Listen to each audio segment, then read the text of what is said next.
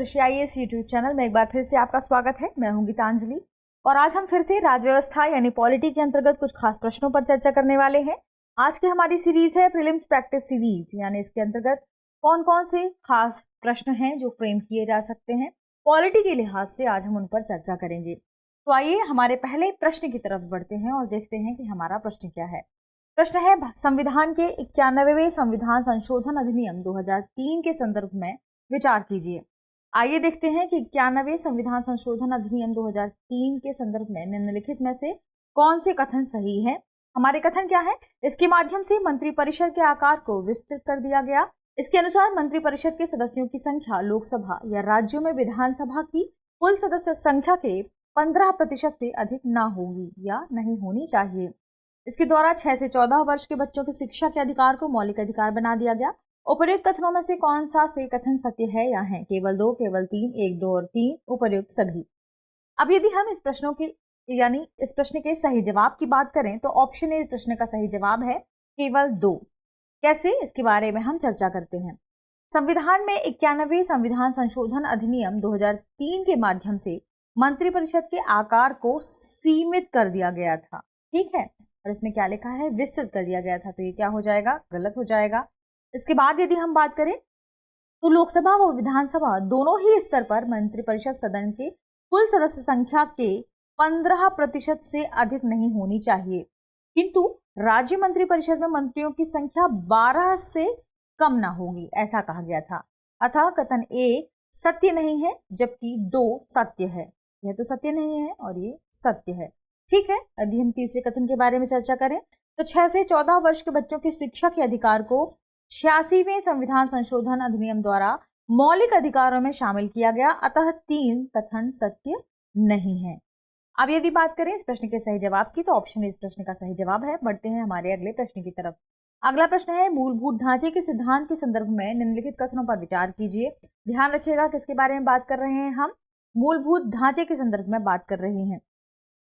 इसे भारतीय संविधान के अनुच्छेद 368 के अंतर्गत केवल एक संवैधानिक संशोधन द्वारा परिवर्तित किया जा सकता है। दूसरा, मौलिक अधिकार और नीति निर्देशक सिद्धांतों के बीच सौहार्द और संतुलन भारतीय संविधान की मूल विशेषता है। और तीसरा, यह संविधान संशोधन करने के लिए संसद को असीमित शक्ति प्रदान करता है। उपर्युक्त कथनों में से कौन सा से सही है और है? आपको बताना है कि मूलभूत ढांचे के संदर्भ में निम्नलिखित में से कौन सा कथन सही है और है। केवल 1, केवल 2, केवल 3, 1, 2 और 3। यानी इस प्रश्न के सही जवाब की बात करें तो केवल 2 इस प्रश्न का सही जवाब होगा। यानी यहाँ पर केवल दो स्टेटमेंट सही है। किसके संदर्भ में? मूल ढांचे के संदर्भ में, मूलभूत ढांचे के संदर्भ में, जो कि संविधान के मूलभूत ढांचे की बात करता है।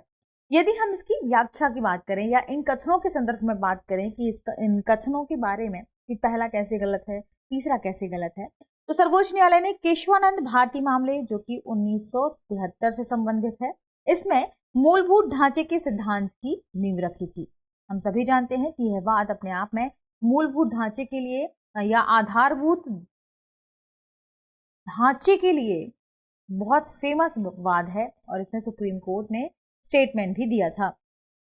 इसने फैसला दिया कि अनुच्छेद 368 के अंतर्गत संसद की संवैधानिक शक्ति संसद को किसी भी परिस्थिति में संविधान की जो मूल संरचना है, यानी जो संविधान का मूलभूत ढांचा है, उसको प्रभावित करने अर्थात संशोधन करने की शक्ति प्रदान नहीं करती है। अतः कथन 1 यहाँ पर सही नहीं है ना।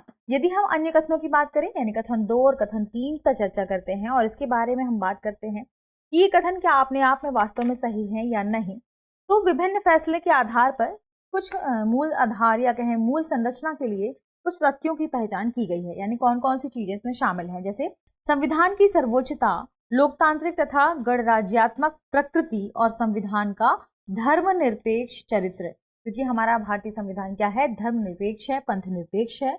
विधायिका, कार्यपालिका, न्यायपालिका के बीच शक्ति का विभाजन, संविधान का संघीय स्वरूप, राष्ट्र की एकता, बंधुता, अखंडता, संसदीय प्रणाली, ये सभी मूलभूत ढांचे के ही शब्द हैं, जिन्हें यहाँ पर क्या कहा गया है कि ये आधारभूत संरचना के अंतर्गत आते हैं और इनमें संशोधन नहीं किया जा सकता। केवल 2 इस प्रश्न का सही जवाब है। बढ़ते हैं हमारे अगले प्रश्न की तरफ। प्रश्न है, 91वां संविधान संशोधन अधिनियम संबद्ध है। आपको बताना है निम्नलिखित में से किससे संबद्ध है। हमारे ऑप्शन देखते हैं। संसद के दोनों सदनों की सदस्य संख्या को नियमित करने से, लोकसभा की संसद सदस्य संख्या को नियंत्रित करने से, लोकसभा अथवा राज्य विधानसभा में मंत्रियों की एक निश्चित संख्या निर्धारण से, केवल राज्य में विधानसभा की सदस्य संख्या नियंत्रित करने से। यदि हम 91वां संविधान संशोधन की बात करें तो दरअसल ये किससे संबंधित है? लोकसभा अथवा राज्य विधानसभा में मंत्रियों की एक निश्चित संख्या निर्धारण से यह संबंधित है। 91 जो कॉन्स्टिट्यूशन अमेंडमेंट हुआ था, यानी 91वां संविधान संशोधन हुआ था, उस अधिनियम के अनुसार मंत्रियों की संख्या लोकसभा अथवा राज्य में विधानसभा की सदस्य संख्या के 15% से अधिक नहीं होनी चाहिए। तो ऑप्शन सी इस प्रश्न का सही जवाब है। बढ़ते हैं हमारे अगले प्रश्न की तरफ। अगला प्रश्न है, निम्नलिखित में से किन विषयों पर संशोधन हेतु संसद के 2/3 बहुमत के साथ साथ कम से कम आधे राज्यों के विधानमंडलों की स्वीकृति आवश्यक है? देखते हैं क्या क्या चीजें शामिल है। हमारे ऑप्शन है, 7वीं अनुसूची का कोई विषय है, अनुच्छेद 241, अनुच्छेद 368, अनुच्छेद 73। तो इस प्रश्न के सही जवाब की बात करें तो ऑप्शन डी 1, 2, 3, 4 इस प्रश्न का सही जवाब है। यानी किन्हीं विषयों पर संशोधन संसद के 2/3 बहुमत के साथ कम से कम आधे राज्यों के विधानमंडलों की स्वीकृति के लिए ये चारों चीजें यहाँ पर मान्य है और ये चारों चीजों में ऐसे ही संशोधन किया जाएगा। यदि हम बात करें कि आखिर इस पर चर्चा करते हैं, इसके तथ्यों को देखें तो परिसंघीय चरित्र के विषयों में संशोधन हेतु संसद के 2/3 बहुमत के साथ साथ कम से कम आधे राज्यों के विधानमंडलों की स्वीकृति आवश्यक है। इस बात को ध्यान रखिएगा। इन विषयों में क्या क्या चीजें शामिल है, जिसमें हमने यदि हम बात करें कि और कौन सी चीजें शामिल है तो अनुच्छेद 54 का यदि संशोधन करना हो, 55 का यदि संशोधन करना हो तो इसी तरीके से किया जाएगा। 2/3 बहुमत होगा और कम से कम आधे राज्यों के विधानमंडलों की स्वीकृति होगी। अनुच्छेद 73 भी, अनुच्छेद 162 भी, अनुच्छेद 241 भी, संघीय न्यायपालिका, 7वीं अनुसूची के विषय, इन सभी में इसी प्रकार से संशोधन किया जाएगा। ठीक है, बढ़ते हैं हमारे अगले प्रश्न की तरफ। अगला प्रश्न है, 2003 के 91वें संविधान संशोधन अधिनियम के निम्नलिखित प्रावधानों पर विचार कीजिए। देखते हैं कथन क्या है।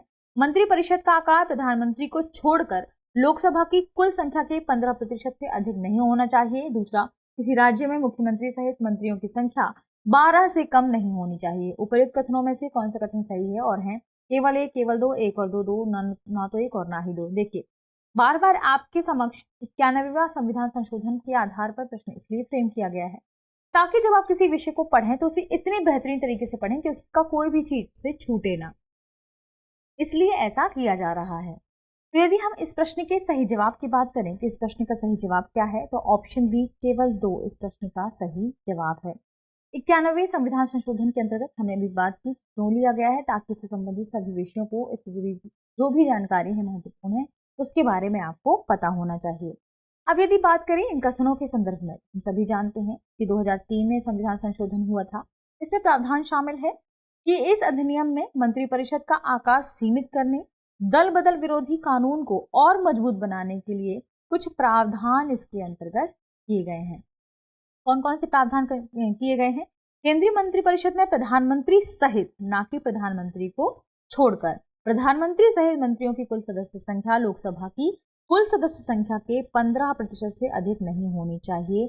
और यह बात कहाँ की गई है? अनुच्छेद 75 के अंतर्गत इस बारे में चर्चा की गई है। कथन एक सही नहीं है। यदि बात करें दूसरे कथन के संदर्भ में तो अभी हमने इस पर चर्चा भी की थी कि किसी राज्य की मंत्रिपरिषद में मुख्यमंत्री सहित मंत्रियों की कुल संख्या उस राज्य की विधानसभा की कुल सदस्य संख्या के 15% से अधिक नहीं होनी चाहिए। लेकिन यानी इसमें कुछ परंतु करके भी जोड़ा गया है। क्या जोड़ा गया है?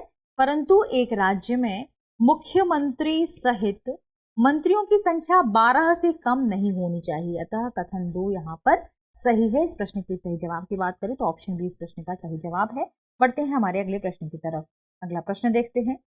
प्रश्न है, निम्नलिखित कथनों पर विचार कीजिए। देखते हैं कथन क्या है। यद्यपि अनुच्छेद 2 और 3 में किसी भी परिवर्तन से संविधान में बदलाव हो जाता है, परंतु यह बदलाव संसद द्वारा साधारण कानून बनाकर किया जाता है, जो अनुच्छेद 368 की सीमा से बाहर है।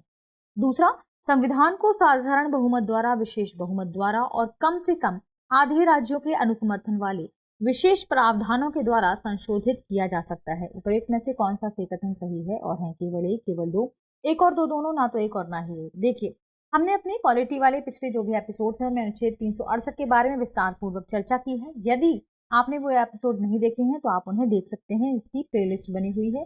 पॉलिटी से रिलेटेड जो भी एपिसोड है उसमें मिल जाएंगे, आप उन्हें देख सकते हैं ध्यान से। आज हम चर्चा करने वाले हैं अब अनुच्छेद 2, 3, 91वें संविधान संशोधन के संदर्भ में।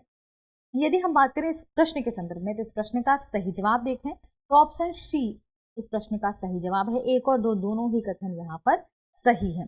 अब बात करते हैं अनुच्छेद 2 और 3 के बारे में। देखिए, अनुच्छेद 2 के अधीन नए राज्यों के प्रवेश या स्थापना की बात कही गई है, यानी नए राज्यों के प्रवेश और स्थापना की बात। अनुच्छेद 3 के अधीन राज्यों की सीमाओं या नामों आदि में परिवर्तन की बात कही गई है, ठीक है। और ये संसद के संविधान संशोधन शक्ति के ही जरिए हो सकता है, यानी संविधान के जो संविधान संशोधन शक्ति है संसद की, उसी के अंतर्गत यह किया जाएगा। यह संशोधन साधारण बहुमत से किया जा सकता है, जो अनुच्छेद 368 के अंतर्गत नहीं माना जाता। तो यानी इस प्रश्न के सही जवाब की बात करें तो ऑप्शन सी, एक और दो दोनों इस प्रश्न का सही जवाब है। यदि बात करें इससे जुड़े तथ्यों के संदर्भ में और बात करें अनुच्छेद 2 और 3 के संदर्भ में कि आखिर किससे संबंधित है, तो अनुच्छेद 2 के अधीन नए राज्यों के प्रवेश या स्थापना की बात कही गई है और अनुच्छेद 3 के अधीन राज्यों की सीमाओं या नामों में आदि में परिवर्तन की बात कही गई है। और ये इन दोनों के संदर्भ में यदि हम बात करें तो संसद को संविधान संशोधन की शक्ति इसके संदर्भ में प्राप्त है। यह संशोधन साधारण बहुमत से किया जा सकता है, जो अनुच्छेद 368 के अंतर्गत नहीं माना जाएगा, यानी यहाँ पर पहला कथन बिल्कुल सही है। भारतीय संविधान में संशोधन 3 प्रकार की प्रक्रिया द्वारा किया जाता है। कौन कौन सी प्रक्रिया है? साधारण बहुमत द्वारा, विशेष बहुमत द्वारा और कम से कम आधे राज्यों के विधानमंडल के अनुसमर्थन द्वारा। अतः कथन 2 भी यहाँ पर सही है, दोनों ही कथन सही है। ऑप्शन सी इस प्रश्न का सही जवाब है। बढ़ते हैं अगले प्रश्न की तरफ। प्रश्न है 73वें संविधान संशोधन और 74वें संविधान संशोधन अधिनियम के विषय में निम्नलिखित में से कौन सा से कथन सही है और है। कथन पढ़ते हैं। इससे सभी राज्यों के लिए यह अधिदेशात्मक हो जाता है कि वे शासन की 3 स्तरीय प्रणाली को स्थापित करें। इसके प्रतिनिधि 5 वर्षों के लिए प्रत्यक्ष निर्वाचित होने चाहिए।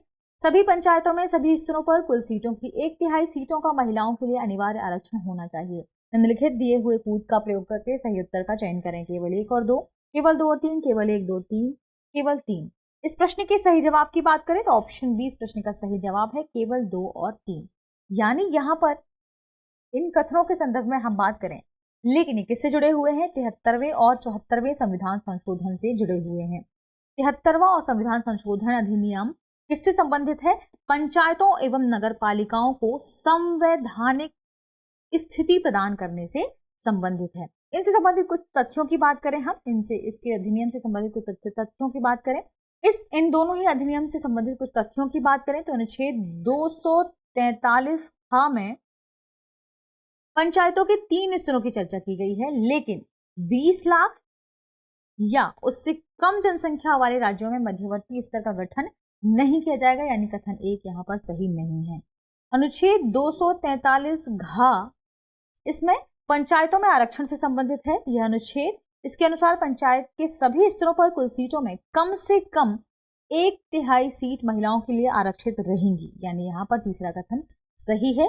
और प्रतिनिधि 5 वर्ष के लिए प्रत्यक्ष निर्वाचन से चुने जाएंगे, अतः कथन 2 भी सही है। तो ऑप्शन बी इस प्रश्न का सही जवाब है। बढ़ते हैं अगले प्रश्न की तरफ। अगला प्रश्न है संविधान संशोधन विधेयक के संदर्भ में निम्नलिखित में से कौन सा से कथन सही नहीं है। देखते हैं कौन सा कथन। लोकसभा का अध्यक्ष विधेयक को पारित कराने के लिए दोनों सदनों की संयुक्त बैठक बुला सकता है। विधेयक को प्रत्येक सदन द्वारा विशेष बहुमत से अलग अलग पारित किया जाना आवश्यक है। विधेयक को संसद के किसी भी सदन में पूर्व स्थापित किया जा सकता है और विधेयक को गैर सरकारी सदस्य द्वारा भी प्रायोजित किया जा सकता है। यदि हम बात करें कि कौन सा कथन सही नहीं है तो पिछले एपिसोड में यदि आपने देखा होगा तो ऑप्शन ए इस प्रश्न का सही जवाब होगा।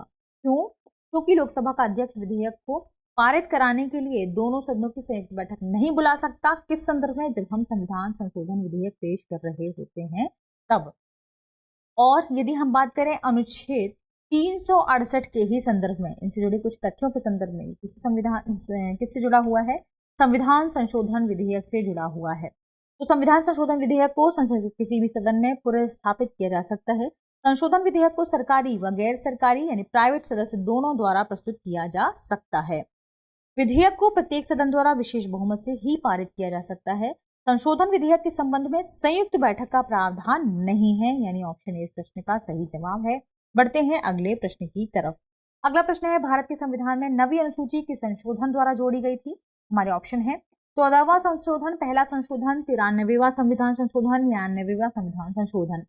यानी इस प्रश्न के सही जवाब की बात करें तो ऑप्शन बी इसका सही जवाब है। ऑप्शन बी यानी पहला संविधान संशोधन। इसी के अंतर्गत नवी अनुसूची को भारतीय संविधान में शामिल किया गया था, जोड़ा गया था। प्रथम संविधान संशोधन अधिनियम 1951, इसी के तहत अनुच्छेद 21 खा के माध्यम से नवी अनुसूची जोड़ी गई थी। इसमें प्रावधान किया गया कि सूची में शामिल किसी विषय की न्यायालय में न्यायिक समीक्षा नहीं की जा सकती। परंतु केशवानंद भारती मामले में किस वर्ष में आया था? कमेंट सेक्शन में बताइए। इसमें फैसला दिया किसने? सुप्रीम कोर्ट ने, कि नवी अनुसूची में शामिल कानून की न्यायिक समीक्षा हो सकती है, यानी ऑप्शन बी इस प्रश्न का सही जवाब है। बढ़ते हैं हमारे अगले प्रश्न की तरफ। अगला प्रश्न है, निम्नलिखित कथनों पर विचार कीजिए। कथन पढ़ते हैं। संसद संविधान के किसी भी अंश या प्रावधान में संशोधन कर सकती है बशर्ते यह मूल ढांचे का उल्लंघन ना करता हो। और दूसरा, न्यायालय ने संविधान की मूल ढांचागत विशेषताओं का सिद्धांत केशवानंद भारती मुकदमे के अपने निर्णय में दिया था। उपरोक्त कथनों में से कौन सा कथन सही है? आपको बताना केवल एक, केवल दो, एक और दो, दोनों ना तो एक और ना ही दो। इस प्रश्न के सही जवाब की बात करें, दोनों ही कथन पढ़ के आप समझ गए होंगे हमारे आज के सेशन के आधार पर ही कि ऑप्शन सी इस प्रश्न का सही जवाब होगा। एक और दो, दोनों ही कथन इसके बारे में सही है, क्योंकि केशवानंद भारती बनाम केरल राज्यवाद में 1973 में सर्वोच्च न्यायालय ने निर्णय दिया था कि संसद को संविधान के किसी भी अंश या प्रावधान में संशोधन करने की शक्ति है, किंतु संविधान के मूल ढांचे में संशोधन नहीं कर सकती, यानी यहाँ पर पहला कथन सही है। और बात करें दूसरे कथन के संदर्भ में, तो दूसरा कथन भी यहाँ पर बिल्कुल सही है कि संविधान के मूल ढांचे का सिद्धांत सर्वोच्च न्यायालय के केशवानंद भारती बनाम केरल राज्यवाद 1973 में पहली बार किया गया, तो दोनों कथन सही हो जाते हैं। अब यदि बात करें तो किसके बारे में और कहां पर चर्चा की गई है, तो संविधान संशोधन के मूल ढांचे के सिद्धांत को मिनर्वा मिल्स बनाम भारत संघवाद में, जो कि 1980 से संबंधित है, इसमें भी सर्वोच्च न्यायालय ने इसे पुनः दोहराया था। ऑप्शन से इस प्रश्न का सही जवाब है। आज के एपिसोड में इतना ही, मिलते हैं नए एपिसोड में, तब तक पढ़ते रहिए, रिवीजन करते रहिए। शुक्रिया।